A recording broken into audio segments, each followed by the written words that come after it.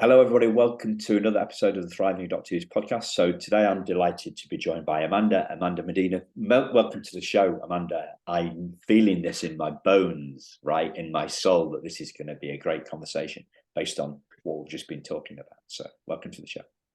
Thank you so much for having me. I'm happy to be a guest and honored that you invited me. So yeah, I think it's going to be a great conversation.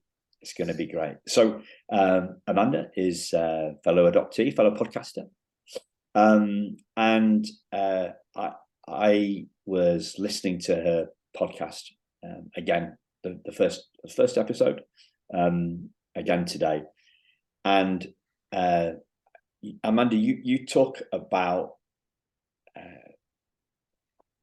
I would say, I don't know, would you say confusion, fragmentation? You were searching, you were coming out of the fog, and then you met some fellow adoptees from Colombia, a group of them, and you realized that your experience was kind of similar to theirs, and you realized there's nothing wrong with me. So could you tell us a little bit more about that? Yes, absolutely. So as an adoptee, and I think this is true for many adoptees. I say that because I've spoken with many adoptees who can relate when I say this. We live this we live our adoptee experience surrounded by only non-adoptee people. So kind of we live our adoptee experience in a non-adoptee surrounding. And so we're very isolated in that. We don't really have people around us who can understand or who we can talk to openly. And then it's not until we find other adoptees who, when we share, say, oh yeah, me too. I know exactly what you're talking about. Or we hear from other adoptees and we can relate to their experience and what they're feeling, struggles, questions. And that was a huge thing for me when I did start hearing from other adoptees after an entire life of essentially being the only adoptee in my experience, being very alone, not really talking to anyone, feeling like I needed to just carry it. That was just my reality. And not having connected the dots to where my confusion came from, that it's okay to ask certain questions. It's okay to have certain emotions and feelings about it all. It's normal. And so when I spoke to other adoptees, that was the first time that it dawned on me, like, there's nothing wrong with me. I am a very normal person in my experience. I'm reacting very reasonably to many unnatural sort of experience that I've had, having lost my first family, my first country, being taken to a place where I did not feel connected because culturally and then just, I believe we have so much stored in our DNA that we kind of know if it's home or not. And so I never felt that about Sweden, but I didn't know it's okay to feel that until I heard from other adoptees saying, like, that's what I felt too. I felt disconnected to the country I grew up in. And I felt disconnected to the people that I called family. And just realizing, like, okay, it makes sense. It has an explanation. I'm okay. I'm a normal human. And that was huge. Yeah. Wow, there's so much there's so much there. They're from Colombia to Sweden, and now you're in the now you're in the US. Started This Adoptee Life as a blog a few years ago, and then you've been, as we speak, I think it's 14 months or so now since you started the podcast or something. So yeah, it was about a year ago. Yeah, huge stuff. And one of the words that rang true with me listening to your first episode of the podcast, and it's incredibly concise, actually. Great. You've got to listen to it. I think it's about 16-20 minutes or something like that, but it really does give you a great overview of the arc and of the story. You use this word insights probably 2 or 3 times in that, and here on the podcast, I see my job as mining the guests' insights. That's what I'm looking for. I'm looking to bring what you've learned to the attention of the listeners, in the hope that it helps them on their journey, their healing journey, their journey to discovery, their journey to finding out who they are, their journey to figuring out that there's nothing wrong with them, right? You know, this is huge. There's nothing wrong with us. When we've had that story in our head for a long time that there's something wrong with us. Mm-hmm. So one of my concerns around that story is, speaking, you know, for myself here, right? If I'd been encouraged to share my story when I was believing a load of lies about who I was, then I would have been basically regurgitating a load of rubbish and falsehood. And I don't think I've ever explored that with anybody. Does that it makes perfect sense to me? Yes, it does, and I can elaborate on that, because one of the things that I do invite adoptees to share their story, but I talk about not your adoption story, but your adoptee story. And I say that those two are different, because your adoption story is what's in your papers. Your adoption story is what your adopted parents have told you. But your adoptee story, that's when you go in, and I even have a definition on it posted online on my socials, if you want to go and read it, because I can only paraphrase it now. But basically, your adoptee story is when you go in and explore your story, read through your paperwork, think about what you've been told, but you kind of make it your story by telling it with your own words, in your own way, putting the focus where you feel is right for you. So to give an example, I don't say, when people ask me, I don't say, oh, I was born in Colombia and then I was adopted to Sweden. No, I start at the beginning, and I say it truthfully. So I say, I was born in Colombia sometime in 1984. I don't know my real birthday. At some point in the first couple of years of my life, I lost my family. I lost everything that would have been familiar to me, and I was somehow ended up in the hands of the authorities. And then from there, I went on to be brought to Sweden because a couple in Sweden had decided to adopt a baby girl in Colombia, from Colombia. And so that's how I tell my story. And so I get a different reaction when I tell it that way compared to just saying I was adopted and then that's that. Instead, I start at the beginning and I tell it that, like, I include the loss, I include the displacement, the disconnect, and a lot of people give me a much different reaction when they hear the story that way. I don't usually get the, oh, well, that's wonderful anymore. It's more, wow, that's quite a story. And then we can go from there. People are more open to hearing, like, yeah, it was hard. I struggled with some things. I had big questions. I had big emotions, and there was confusion, and there was trauma. People, a lot of times I realize people even make the connection themselves without me telling them that I've been through trauma. Like, they ask me, wow, that must have been so traumatic. And so it opens the door for an entirely different conversation. So that's what I encourage adoptees to tell their story, but I do it with the additional layer of, like, but make sure it's yours. Make sure it's really the way you feel, the way you understand that you went through it all, and not just what you've been told. Okay. So it's a different start's going to lead to a different middle and a different ending of the conversation. Yeah. So one of the things, the story in my head that came to me as a rush late on, right? So there's all these different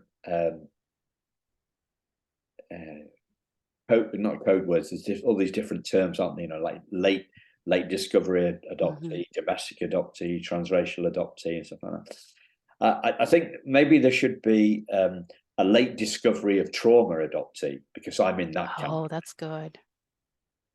It's a bit long. I think a lot of us would fall in that category. I think we need a snappier title than that. Maybe we can come up. I'll think of something. Yeah. But yeah, I like the idea, and the concept makes a lot of sense, because I think that's what a lot of us go through, where, we go through trauma when we're young, whether it's the primal wound or whether it's additional layers to that. There's at least one trauma that happens before adoption, which is to lose our mothers. And then some have added trauma to that. But I think many of us, at least myself, I didn't know that. I didn't know I had been through early childhood trauma. So none of my stuff after made sense. And I didn't have the language to talk about it until I was 30 plus and connected with other adoptees who could validate my experience, who could tell me and give me the words. And then I could go from there. So yeah, I would definitely say I'm a late discovery of trauma adoptee. And yeah, we'll come up with a better, Yeah. a better term for it. But yeah, that makes a lot of sense. And I think it will for many who hear it. Yeah. Will go like, oh, that's, yeah, I get that. So where do I go from there? Yeah, it's a bit of a weird one, but I've started, so I'll finish now. So we've just lost our the second dog that me and my wife have had together. Right? I'm sorry. Thank you. And so we got her 12 years ago, and she's got we've got another dog who's 6 years old. But they're both Labradors, and they're very greedy, right? But they're all also kind of want to be with us quite a lot of the time. Not, yeah. But the little Rosie sings for her breakfast. But I do remember Lexi crying, when we got her, and this is a bit. It gets me somehow, and I'm sure it gets everybody. Nobody likes hearing anybody else crying, whether it's a human baby or a baby or a dog. But they're missing the mum.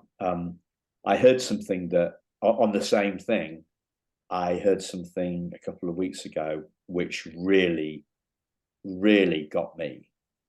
And it was somebody saying, oh, when the babies stop crying, we realize they're ready to be adopted. Have you heard that? I have not heard that. That is. But wow, that hits hard. Spine chilling.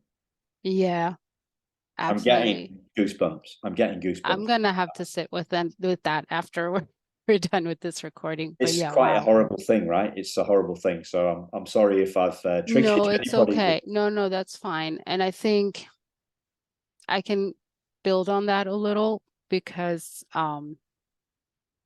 I think I've said this before. I think that the adoptee acting out and the adoptee being sort of always sort of the perfect child, I think both of those are just opposite extremes in terms of being responses to this trauma that we've been through. So, the baby that stops crying has now given up, right? Nobody's coming. My mother's not here. I need to just conserve my energy for survival and shut down. And so I think I can relate to that. I think I may have been that baby, because I grew up always being told I was, I was well behaved. I was independent. I was never any trouble to my parents. And it was said as good things, but it made me cringe when I heard this, because it didn't sit right with me. And I've realized afterwards, because it's not that I didn't have needs. It's not that I didn't have this need to be loved and seen and getting the same amount of attention that the boy that they also adopted, who was acting out and taking up all the space. I didn't. I just stayed quiet. I stayed in my lane, never caused any issues. But it was more out of, I think, just having given up, and just not relying on them for that love and security emotionally, because I kind of felt like they can't give it to me. So yeah, there's a lot there. But thank you for sharing that. It's hard to hear, but it's one of those things that you can really sit with. And I think uncover, and you can do a lot of important work through that. And sure. And there's also, I don't know if I did mention this on the podcast I did yesterday, because I have so many conversations and can't remember. Did I say this in a conversation before I started recording? No. I'm 55. My brain's a bit addled. So, and I don't try and, I've got so much going on. I don't really try and remember too much. Do you know what I mean? If I try to remember, Yeah, I hear you. Just be bogged down. Have you heard this phrase, confirmation bias? Yeah, sort of. Yeah. So my experience of my reading The Primal Wound took me down. At first, I thought, this explains everything. This explains everything. And then I thought, I'm saddled with this. I'm stuck with this. I ain't gonna be no healing. That's where my mind went. And what the thinker thinks, the prover proves. That's a long way round of say. That's a sentence that captures what confirmation bias is. So once we get an idea in our heads, it can grow, and this stuff, it can fester. I mean, that's what wounds do, right? They fester. So the more we focus on stuff, the worse it gets. So I could imagine if I'd been, say, I don't know,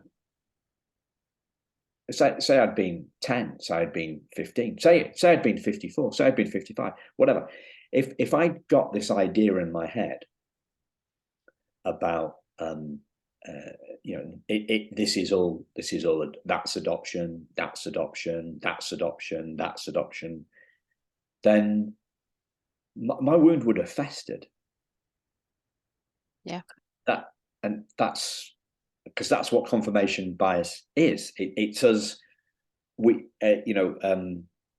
I'm doing this event next month, and what is the primal wound? Well, it's a diagnosis, it's a metaphor, and it's a belief to a certain extent. For me, right, it was a belief, and I can, okay, because it didn't. I didn't latch onto it till like 9 years ago. Right. And I think it kind of like came a belief, and it snowballed. It got worse. Yeah, absolutely. And I think the same happened for me. Like, reading The Primal Wound was very comforting and validating. But it was also excruciatingly, gut-wrenchingly painful to kind of stand face to face with the realization of having been through trauma as a baby, and just what that means and how that wires you as a person for the rest of your life, and not understanding it while growing up. But I think, so yeah, it definitely, it broke me too. But then from that brokenness, I refused to stay there. I think for me, my children were a huge contributing factor to, like, I cannot sit in this darkness forever. I cannot just remain in this pain and anger. The anger was really what did me in. And it got to a point where I had to realize, like, this is causing a lot of toxicity to the people around me who I care about.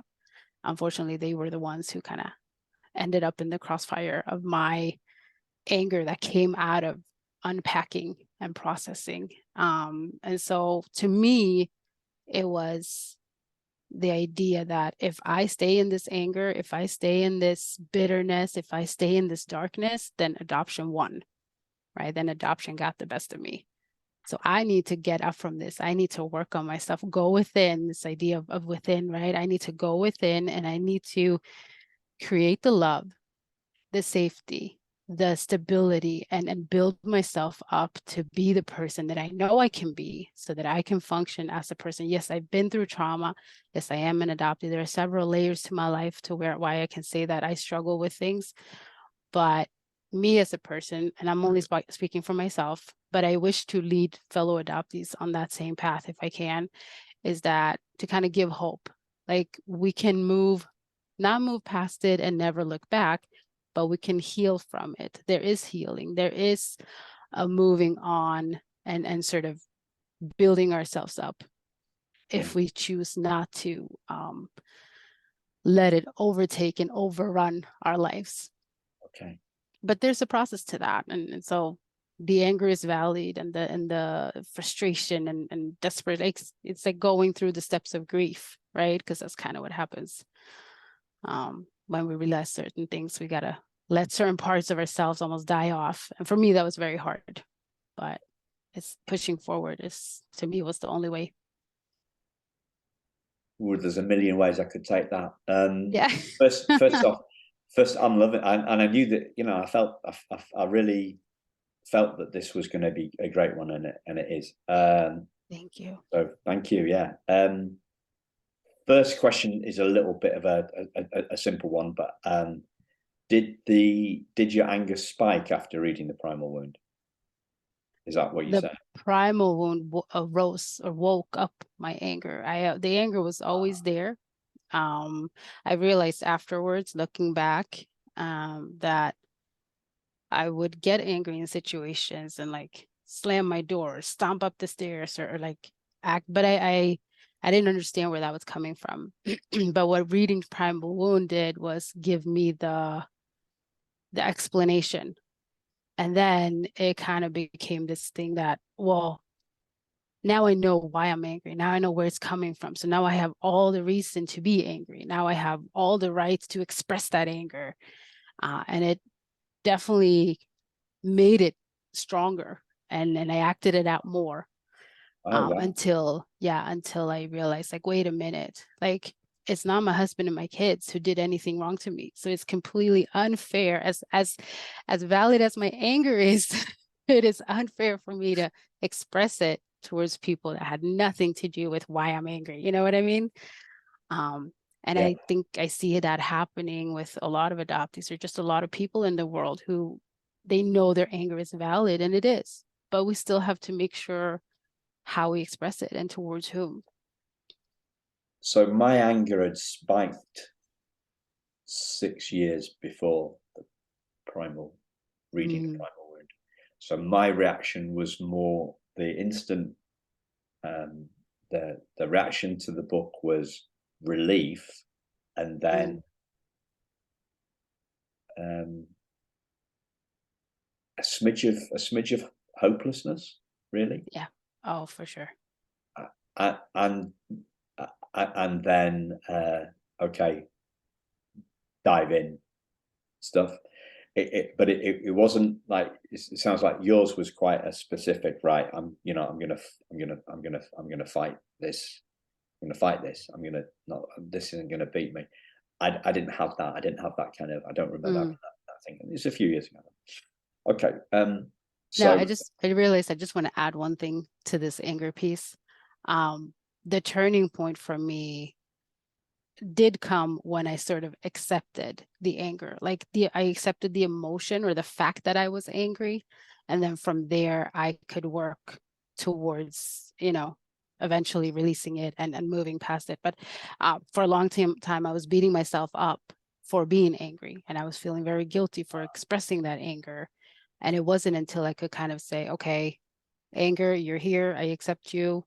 You deserve to exist, but from here on, like I need you to take the back seats and sort of work to. So most hosts would ask you how at that point. How did you do that? And I wouldn't actually. If somebody asked me, I wouldn't be able to say how. I would say, well, it's kind of magic. But I'm going to ask you. I'm kind of asking. Have you got a handle on how you did that? How that happened? So part of it, I would say, is to have constant conversation with myself. And then I've learned from someone who I came in contact with through social media. His name is Henry Amar, and he talks about loving self-awareness.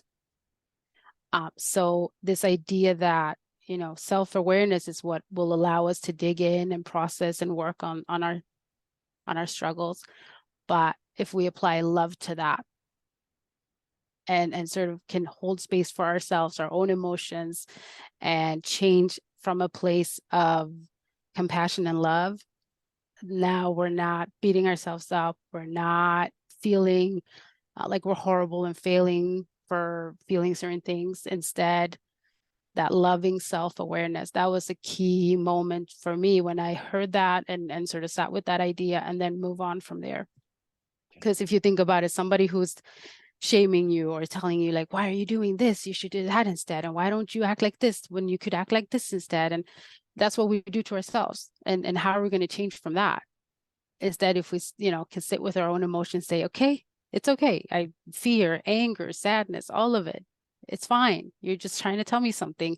And I know I'm talking to emotions like they're people, but it helps sometimes to kind of extract it and address it that way instead of constantly just feeling like it's all me inside and everything is tumultuous and wrong. So kind of fragment it that way and be able to deal with things one by one. That is probably the best answer I have for you on the spot. Yeah, I can share more on that.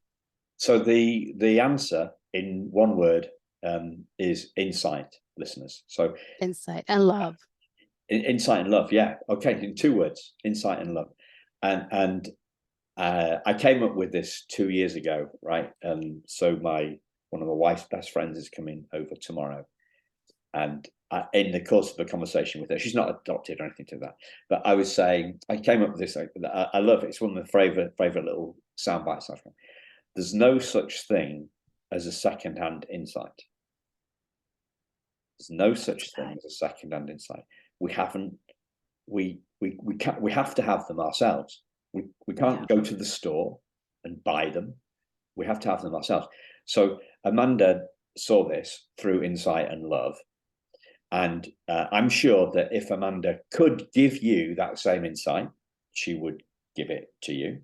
And if I could give that insight to you, listeners, then we would give it to you too. But we can't. You have to have it for yourself. And this is what nobody says, really. Well, very few people say, because most people see us struggling and they say, I see you struggling. I feel your pain. I used to be where you are, and now I'm in a different place. And if you spend money and time with me, then I will help you to the same place. And that is the way consumerism works. They have to give us guarantees. They feel they have to give them guarantees. You know, they're told, marketing people are told to lay down guarantees.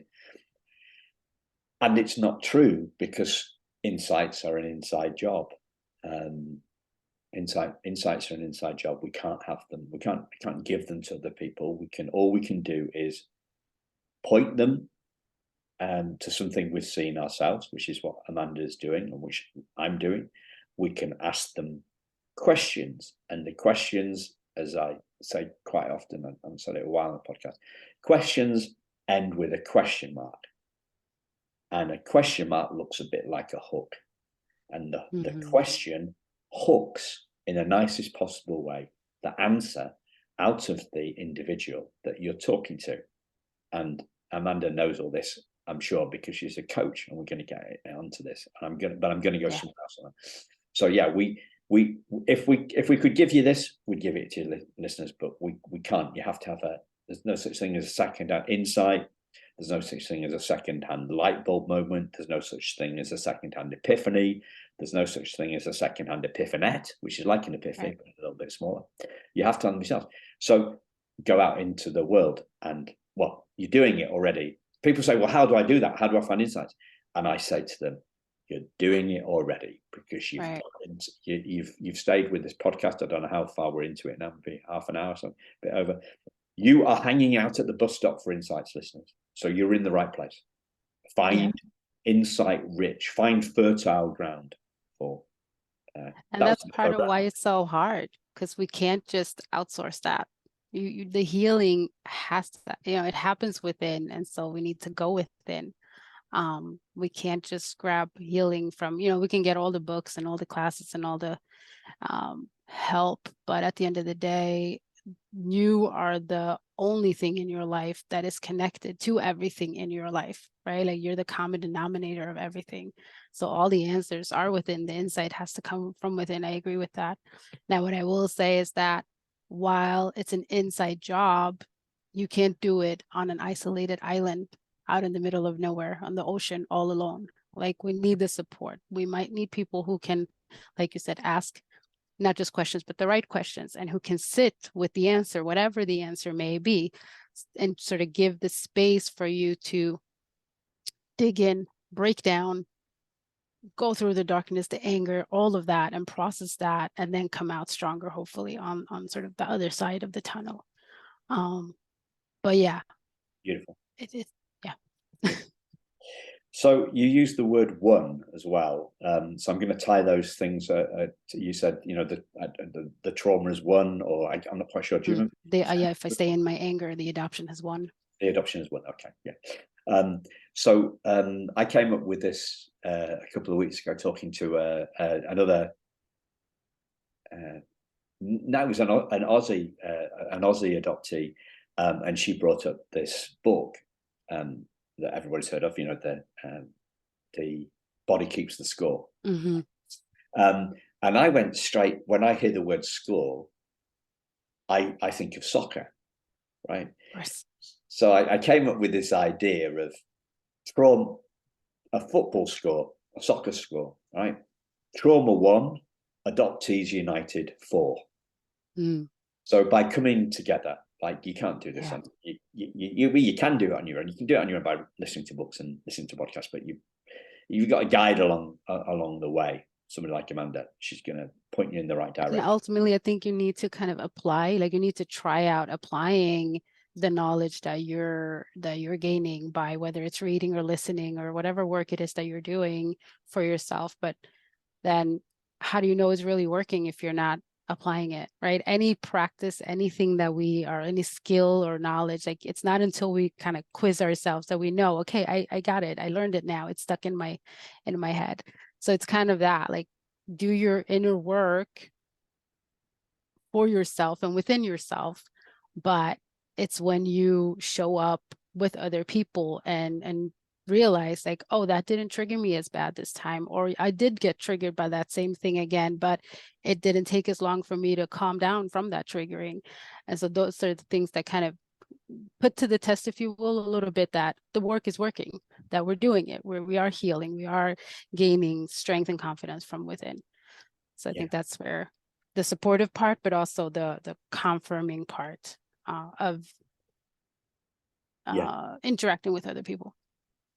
It's a calibration. It's a calibration job, isn't it? Yeah. And you said from within. You said from within yourself, and looking within, going within, reflecting. Before we started recording, you talked about an essential insight about love being an inside job, about love coming from within. So, can you put some flesh on that for us, Amanda? Yeah. So one of the things that I've realized is that while I always, and I think as human beings, it's just a natural, even on a basic level of survival, we know that we need love. We need to be seen, heard, accepted, and all of that. But I realized for myself that the deepest love and the really that sustaining love that allows me to be who I am with whomever I am in that moment isn't going to come from people around me, right? And people are people doing people things, and we're all imperfect. So people are going to fail you. But if I can build the love from within for myself, which then translates into emotional safety, and that's, I think, the key to being able to just figure out who you are and then show up as yourself authentically for yourself and others in any situation, which is, I know to fellow adoptees, is not a small thing. I know it because we're adaptable, and we've been adaptable out of survival. We've had to be adaptable. And so for me growing up, I would always just adapt to whoever I was with. And then I never really felt like I knew who I was. And it's not until later now, recently, where I've been able to build that love from within that I can show up as myself and say, this is me, no matter who you are, no matter what situation we're in, if that makes sense. Yeah. Have you heard this idea that we are actually love? Yeah. Yeah, because I think love is the ultimate sort of superpower. But it comes with a certain level of vulnerability, and because you have to sort of open up, right, to love someone or to express that love, and that includes loving yourself and expressing that love to yourself. Okay. So I've been talking about this quite a lot, so regular listeners might get a bit cheesed off here, but I'm going to go for it anyway because I haven't talked to you about it. So I see a difference between being love and loving ourselves, right? So loving ourselves is something that we do.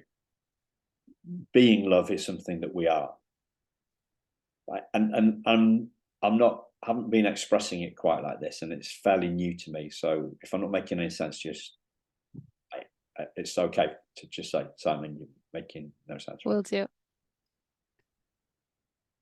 So let me give you a cast down example. So I got a letter when I got my adoption file. There's a letter in there from my birth mother, not to me, to a social worker. Mm-hmm. And as I read the letter, she wrote the letter 4 days after she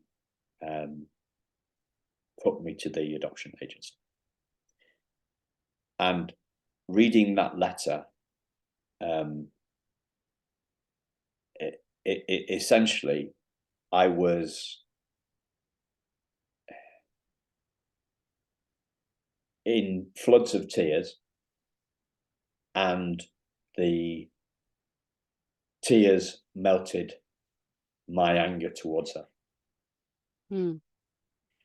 And without my anger, and I'd only had 40 seconds of anger to her in my life, and I was 48. I'd only had 40 seconds of anger towards her, but they'd been 40 pretty intense seconds. Mm-hmm. The tears melted the anger, and I felt we were one. Okay, so there was no separation between us. Mm. And that, to me, is love. The absence of separation between two people is love. So I'm saying we are love. It was like, I used to think of love as being like holding hands with somebody.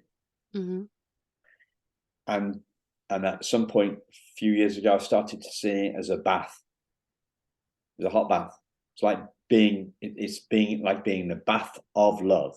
Mm. I'm not in love with that person. I'm in a state of love. Yeah. That makes sense. So there's being love. Okay, so I am, and I was in that space. I was in that space of love. I wasn't trying to love myself. I was being love. I'll give you another example on this in case it helps. So this is from one of my favorite guys. I name check him all the time. I'm going to do it again today. A guy called Rupert Spira. He talks about meditation being who we are, not what we do. Mm.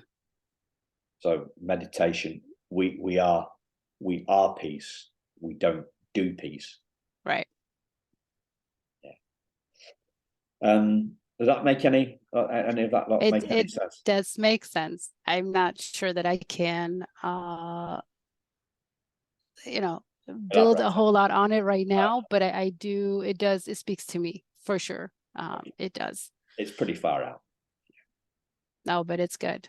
It's good. Yeah, it's good, and it's far out, and there are no words. Right. How do you describe I mean, it? it's a little bit along the lines of this saying that we're not, how is it? We are souls living a human experience, where it's not that we're humans with souls, we're souls having a human, something like that. I'm totally butchering it, but if you've heard it, you might go like, oh, yeah, I know that some one. of our listeners, yeah.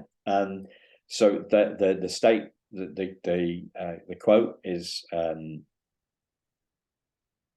we are not human beings having a spiritual experience. There it is. We're spiritual being. We are one spiritual being having 7 billion or however many of us there are on the planet experience. Because whatever you believe in, whether it's God or universe or spirit or source, there is a connection, right? We are somehow connected, or even if you don't believe in anything, but just as human beings, we are somehow connected. Yeah. I've got another metaphor for that I heard years ago, and I haven't used it before, so I'm quite pleased to use that. This is this one from a guy called George Pransky, American guy, and he talks about imagine a field, an infinite field of mushrooms. Okay, so they all look individual, but under the surface, they're actually all connected by some kind of mat, like a mat that you can't see. So we think we're this human being, and actually we're a spiritual being. Yeah. So as soon as I go anywhere near the word spiritual being, I shortcut it to I shorten it to spirit, and then I say, can spirit be wounded? That is a good question. So I'd have to sit with that, but I want to say, if I was to answer right now, not really. That is just my instinctive, and then I have to kind of sit with that and process that. But I think no would be my answer. So my latest metaphor on this, I have given it a lot of thought, and I'm in agreement with you. And the reason that it can't be wounded is it can't be cut. And the reason it can't be cut is it's not a thing. Right. I can cut my finger, but I can't cut the spirit. Right. Yeah.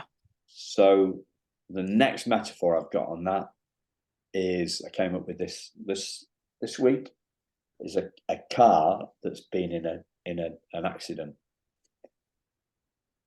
It's got, cars these days have crumple zones. So the car looks crumpled. But we're the space inside the car. Yeah. Spirit is like the open space that's inside the car. And the space inside the car isn't affected by the damage in the crumple zone. And so the crumple zones are like our feelings. So the car looks damaged. The car itself is damaged, but the space inside yeah. And I think for anyone who's sort of scratching their head at this point, like, how are they saying that, there's a place with no hurt, or like, I have that within, I don't feel like I have that, like, but I think that's what happens, is that we disconnect from that. And so this whole idea of loving self-awareness, of building love within, it's kind of reconnecting, finding like the spirit and living in the spirit, rather than living in your human experience all the time, if that makes sense. I think that's how I'm trying, kind of connecting it. Yeah. another metaphor on this is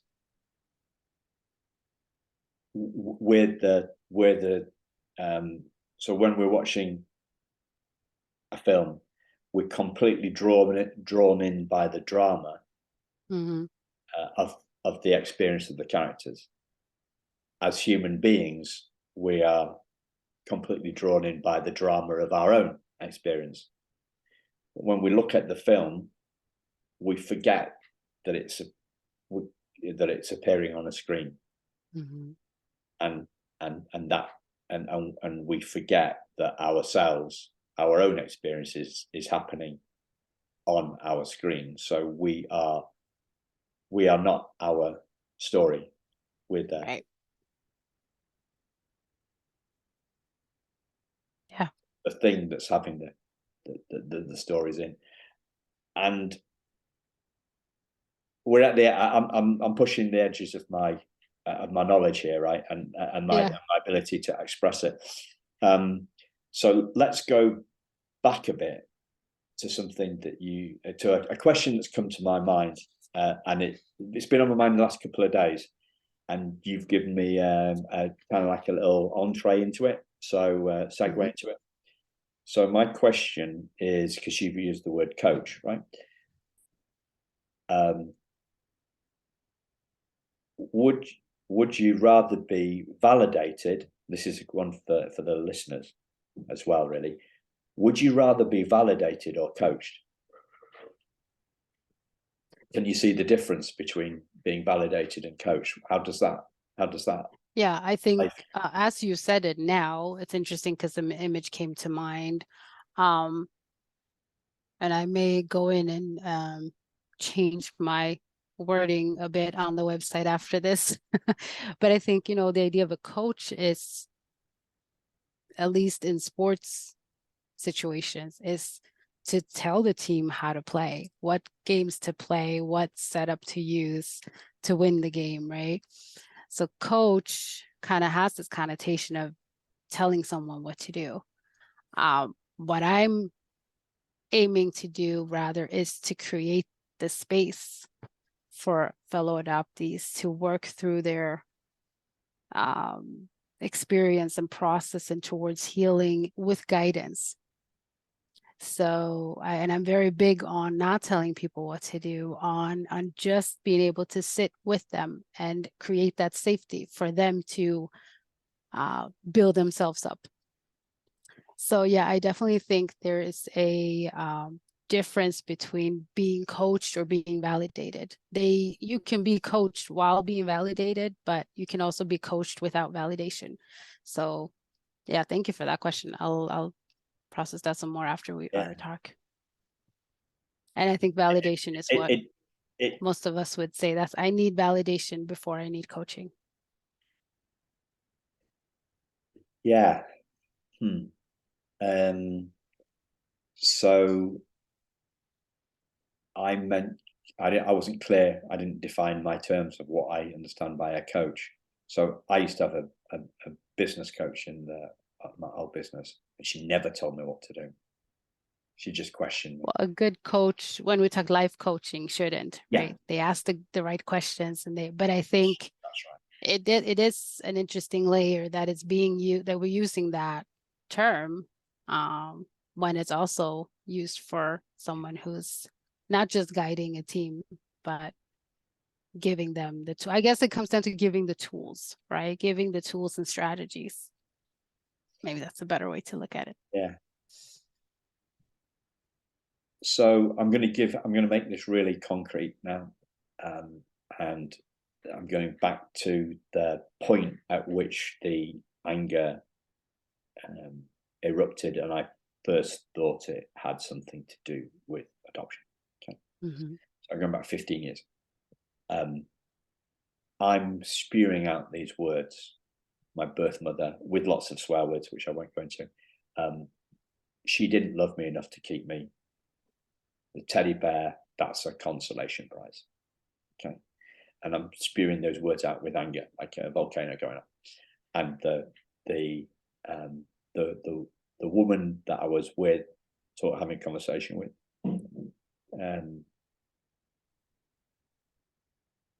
said, I'm a mum, Simon, and I don't think it was quite like that. And I saw the truth in what she said. So it was probably my second time I'd met this woman. I'd met her before she'd run a training course. We were doing communication skills with horse. She's a horse whisperer type. So we were doing training. We were doing communication with training with horses, and I had an anger eruption. We did some also just without the horses, just human beings, and I had this anger tantrum like a kid. And she said to me, "Do you want to if you ever want to talk about that, then be happy to do that." So okay, I'll talk about that. And I went back to see her. Then I had the eruption of anger. Now, she didn't validate my feelings. She questioned them in a nice way. Now, if she validated my feelings, I might have stayed stuck with that. So for me, I had enough trust and belief in her. I didn't, when she said, "I don't think it was quite like that," I didn't explode even more and say, how dare you, how dare you have what gives you the right to question how I'm feeling, you know, you need to validate me. That's not what I did. I just went, "Oh yeah, I get it." So that to me is kind of my little micro example of validation and coaching, like moving people on. And you know, if we're moving on, we're into uncharted territories. We don't know what we're doing. So like it's hard. When I'm trying to explain stuff to you, like 5 minutes ago, stuff that I'm only just starting to see, and I'm not very good at putting into words myself yet. So I'm at the edge of my zone. I'm at the edge of my comfort zone, but I'm pressing forward. I'm looking to move forward. Not stay stuck. And one of the challenges that I see that makes me really sad is the amount of, well, the online world ain't great for coaching. There's a lot of validation, and there's not a lot of moving stuff on, and it's actually probably impossible to do. But I do see a lot of confirmation bias being built. And I think the reason it scares me so much is if, when I was believing the voice in my head that told me that I wasn't good enough, and I'd gone into some of these spaces, then that would have that would have snowballed. I was doing a pretty good job. And it does. I see it. It does for some people where, because I think my thing in sort of response to your story and your example of validation, I think you can validate, or let me see if I find the right word here, because I don't want to say something, but that's going to be misunderstood, which is hard, right? You never know who's going to get you and who won't. But you have to kind of risk. You kind of have to risk people feeling a certain type of way if you're going to speak honestly and openly, and the right people will hear your message. But I think in terms of validation, I think the way a lot of people think of validation and confirmation today is that if I validate you, then that's fine. It stops there. Okay, now I validated you. You have all the right to be angry, and we're just going to sit in this anger, and that's fine. But to me, the way I see it is, you know, there has to be some validation for most of us to feel safe enough to open up, to feel safe enough to even begin the work. But it doesn't stop with validation. Like there's accountability. If it's not from others, we can keep ourselves accountable, and the healing work can begin from there. So where a lot of us have grown up felt like we're being told to be grateful when we really don't feel grateful. And that's very and then this idea of your mother loved you so much that she gave you away, it doesn't make sense as a child, versus, you know, I understand that you're sad, hurt, angry. Like that's kind of what validation looks to me. And then it's like, but then what do we do? Where do we go from there? So yeah, validation alone and then just being stuck there, I agree with you. Like there needs to be more after that. Beautifully put, beautifully put. So I'm conscious of time. Is there something that you'd like to share that I've not asked you, not given you a chance to share? No, I don't know. I just, this idea of us as adoptees coming together and supporting one another, because we are the people that can really understand one another, and the importance of that, I think, is what's at the core of what you're doing and what I'm doing and other fellow adoptees as well.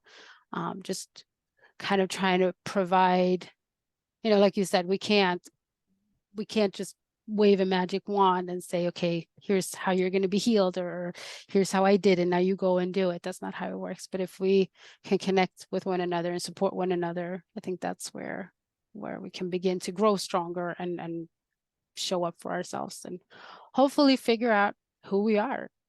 And like, even though I've lived a life of feeling disconnected and not feeling validated and not feeling like I know who I am, at least as adults. I know the person I mentioned before, Henry Amar, he says it's never too late to have a great childhood. And I like that idea. Like even as an adult, through some inner work and with the right people around you, there's hope to heal even childhood experiences. And not to brush it off, but we all deserve love. We all deserve happiness. So that's kind of where I'm at, where I want to give that to myself and to any extent that I can to others as well. How do you spell his surname? Henry's surname? So it's Henry Ammar, Ammar. Okay. He's been a huge part of my healing and growth. And and you mentioned before we started recording about like learning from non-adoptees. Is Henry? Oh yeah. He's not an adoptee. He is a human behavioral specialist and just kind of obsessed with human behavior, and he's trauma informed, and he just knows a lot about a lot of that. Sort of dedicated his life to it. And you were before we started recording, you said that you felt that a lot of we can learn from a lot from non-adoptees. We don't need to learn just from adoptees, and I'm totally with you on that. Totally with you. Yeah, I think there's a lot of value in finding, so not just finding adoptees, because this is what I realized when I first met other adoptees. It was, and I think this is what many go through, there's this, like almost hallelujah feeling that there are other people. And so naively, many of us just dive right in, like, okay, here's a whole group of people that understand me, that know what I'm going through. And we sort of trust too quickly and then realize that, yes, we share adoption, but we may not share anything else than adoption. And so I always tell people, find your people within the adoptee spaces, where you really feel like you can be all of you and show up entirely as yourself and be not having to walk on eggshells and always, be careful with what you say, because that's where the work can really be done. Yeah. And I'd echo that, agree with all that. And I'd say also find somebody further along the road. Yes, so absolutely. Find your mentors and your sort of who to look at. And then, so just to tie it back to the non-adoptees that we can learn from, I think there's value in finding fellow adoptees and sitting in community with fellow adoptees, because there's a layer of just being able to talk and not having to explain anything. But what I did in 2021, I stepped away from This Adoptee Life for about 3 months, and I intentionally sought out conversation with people who were non-adoptees, but who were talking about trauma, who were talking about sort of adverse experiences and trauma responses in their lives. And I noticed what they're saying applies to me. I can relate to all of it. So what happened, what that did for me was sort of the only traumatic experience I've been through was the loss of my mother and then adoption. I haven't been through a car accident. I haven't, been abused or assaulted. So the only traumatic experience I had was the loss of my mother, primal wound, so to speak. But by being able to relate to what they were saying and understanding that all of these things and all this information does apply to me, it confirmed to me that, yes, I have been through early childhood trauma. I'm not just making it up. I'm not just, trying to attach to something that's not true. And then I could work from there. So I hope that makes sense. I think there's a lot of value and information out there that, we can learn from each other, but there are a lot of people who can sit with us who are non-adoptees as well. So something I came up with this week is there's understanding trauma, and then there's something that's about 1,000,000 times more powerful, which is understanding that we are not our trauma. Yeah. It's that separation from it. And what I see in the trauma world, and I've done some exploration outside as well, not I don't think to the same extent as you, Amanda, but I'm some trying to, the world seems to be obsessed by understanding the trauma, and nobody's saying, actually, we need to understand that we are not our trauma. Our trauma doesn't define us. It's something that happened to us. Yeah, but that's not us. Nobody else defines themselves by, well, some people do. Sorry. It's something that has happened to us, or it's some feelings that we've got about something that happened to us. But when this sounds, whenever I say that, it sounds too simple. We are not our feelings. We're obsessed by how we feel. Okay, this is just me, right? I have been obsessed by how I feel, right? I've been obsessed by my feelings. There's been no gap between, we say,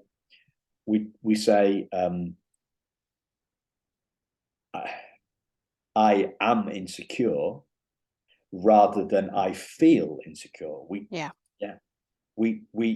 turn a feeling into a being, and our being exists beneath our feelings.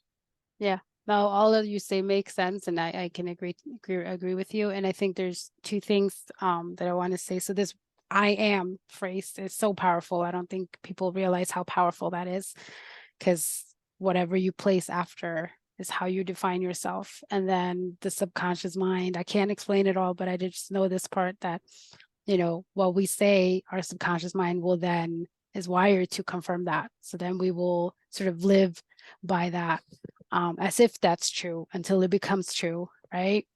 And then I lost what the other thing I was going to say. Oh, right, about the trauma, that we are not our trauma. So I think maybe I don't know that it's unique to adoptees, but and it's Paul Sutherland. I can share the name with you after this, so you can share it. But his YouTube video on addiction and adoption was a big eye opener for me. And he has this one passage where he talks about how a lot of times when people go through trauma, they're living their life, something happens suddenly, a traumatic event, and then they live the rest of their life, or like after the trauma, they try to find their way back to the pre-trauma self. Well, many of us as adoptees don't have a pre-trauma self, because the trauma happened so early in our lives that there's nothing to go back to. It's like we have to build all over. So I think that's where it can get really tricky for adoptees. How it can really feel like the trauma is so underlying that it is our life. It's like the foundation of our life.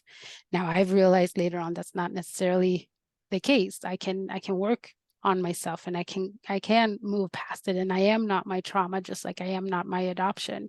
That is not all of me. I'm so much more. But I think that can be an explanation to why specifically as adoptees, it can be really hard to get that sense of being able to move on. Yeah.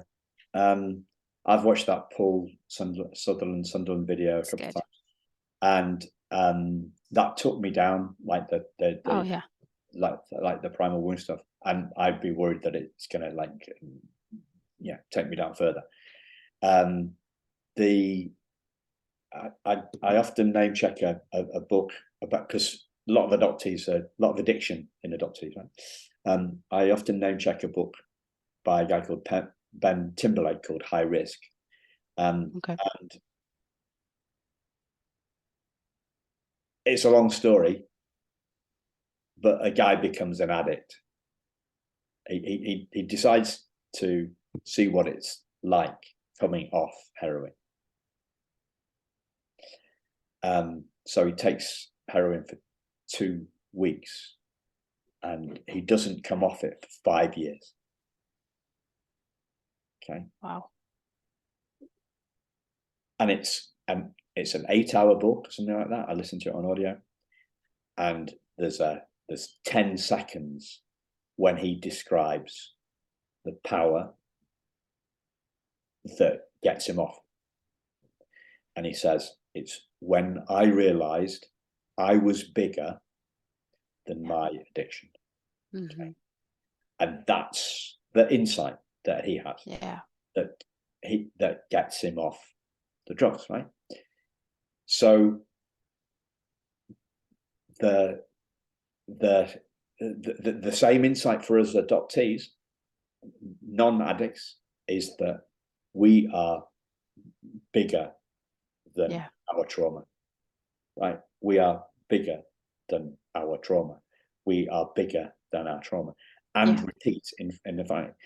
And that kind of precision is lacking in all the trauma stuff that I pretty much all the trauma stuff I hear, and 99% of the trauma stuff I hear, nobody says you are bigger than your trauma. You are not your trauma. It sounds so simple, and it sounds such a simplistic, oversimplified thing, but nobody says it.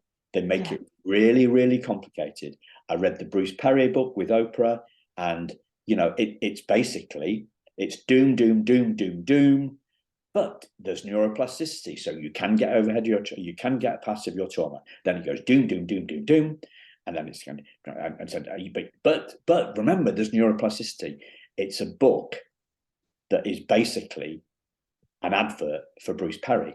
It doesn't, at no point does it say you are not your trauma. At no point does it say you can separate. But it's got Oprah on it, and he's the guy, right? But they make it far more complicated than it means. If a guy can come off heroin after 5 years by realizing that he's bigger than his addiction, then anybody can get over anything if they can separate from it. They can realize that who they truly are is bigger than what they've been through. And I'm not a shrink. I don't know any of this stuff, but I know a lot of shrinks who don't do traditional shrinking because it keeps people stuck. Yeah. What changes people is insight, seeing something new. And that's why I love what you're doing, because that's where you're at. You're helping people see something new. And when we see something new, and that changes our world, when it's the whole thing, it changes. Yeah. It changes the world. and the heat And we kind of have to be pushed sometimes to that. Like, that's not going to be an easy, comfortable experience, right? You said reading Primal Wound took you down, and I say the same. Hearing Paul Sutherland in his YouTube lecture, that, I say that there was a point through this coming out of the fog process where I was completely, I was gutted, if you will. The person I used to be pre coming out of the fog had been gutted out. I was a shell. I was at a total breaking point. And then I had to build up from there. And now I'm losing my point. How did I go into this? Oh, sorry, I lost. You said it's tough. You said it. Right. Yeah. So the whole, I'm now looking back, and I'm going to use a little bit of a tough word for many adoptees to hear, but I am grateful for coming across the Primal Wound. I am grateful for having watched the YouTube lecture right after. And as I was coming through out of the fog, I would have not said that. There were times where I'm like, how do I find my way back in? I don't want to have to go through this. This is too hard. It's breaking me apart and I can't take that. But healing is messy. Healing is not difficult. Insights that hit are going to be hard. Life is not easy, and none of us are immune to life. So this idea of, being able to go through it in a comfortable way, that's not going to happen. We got to push ourselves. We got to hold ourselves accountable with a lot of love attached to it. But it's still not going to be, it's not going to come easy. And that's why I think a lot of people don't do it. It is scary. It is scary to go into yourself and process yourself and really find yourself. That is not, I can say it's been scary and still is, right? Because constantly pushing myself past what feels safe. But I do it because I know I have that little feeling inside that I can, but it is not without anxiety at times or total, just who am I to do this? I can't do this. But then just kind of reminding myself, like, I've come this far and I haven't come this far only to come this far. So, yeah. Yeah. I had a meltdown in a therapist chair and 6-7 years ago. And somebody told me the other week, yeah, that's what you're supposed to do. And I was like, oh, right. Yeah. Oh, that's a good point. Yeah. Oh, sure. I didn't know. Have you heard of post-traumatic growth? Have you heard of post-traumatic growth? Post-traumatic what? I'm sorry? Growth. Post-traumatic growth. I have not heard that term. Yeah. So nobody talks about it, yeah. right? Because we've got a media and a social media that's fixated on the negative. Yeah, well, tragedy sells. Bad news sell quicker than good news, right? Yeah. So, and then I also think that just generationally, we might be, and it's like the pendulum is swinging. So where we've had generations of, get up and brush it off. We don't talk about feelings. That's for the weak. Now the pendulum is swinging to the other extreme where all we're going to talk about is feeling. Our entire experience as human beings is built on our feelings, and we talk in feelings. Like you said, I people don't say I feel, but it's I am. We make our emotions our identity. And hopefully some of us can kind of try to pull us all back to like, wait, we're not, it can't just all be feeling. There's somewhere in between, right?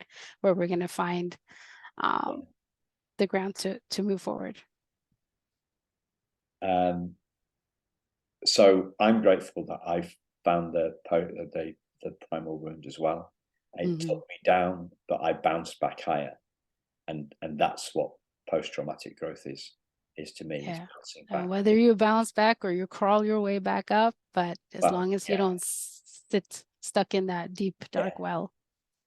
And what else was I going to say? Yeah. Okay. The biggest thing for me is the separation of me from the feelings. Yeah. That's the thing. That's the biggest thing. It's that separation. Yeah, and what I've done, and I can relate to that because, like I said before, I was talking about emotions and feelings like they were people, and to a lot of people that sounds crazy, but to me that's helped a lot. I write letters. I've written letters to my fear. I've written letters to my anger, and just expressed, so kind of separating out from me and have a conversation. And that's brought a lot of insight and being able to accept it, but not be consumed by it. Yeah. So check out Amanda's new website, the events that she's having. She's got a membership going on now as well. You'll find her blog posts from the last few years, and you'll find obviously a link to her podcast. And what's your strapline is, we have to do this together. What is it? What's the strapline? So it's always been, to all my fellow adoptees, P.S. we are all in this together. That's how I end all of my, I'm switching it up a little bit, but the idea is still the same. And we are. And now what I'm building now is I'm calling it Empowering from Within. So it builds on this and everything we've talked about today, that empowerment comes from within yourself. Brilliant. Wow. I thank you for staying with us, listeners. We didn't really intend to go on as long as we've done. I'm looking at the time now. So well done, listeners, for sticking with us. And it's only because of Amanda's genius, right? So I'm too modest to talk about anything that I've said. Right? This was a mutual conversation. I'm not here having a monologue. It was a dialogue. Yeah, so I know. Take some of the credit yourself too. And if you don't, I'll give it to you. Okay. I'll share the credit. I will accept it. I'll accept it. I've got this line I'm using at the moment. Have you ever met anybody that's good at modesty? You mean like we kind of have to shed the modesty of it to be great? I don't know if I'm reading that right. Cool. Thanks, listeners, and thank you, Amanda. It's been beautiful. Yeah, thank you so much. It's been great. Thanks, listeners. Bye-bye.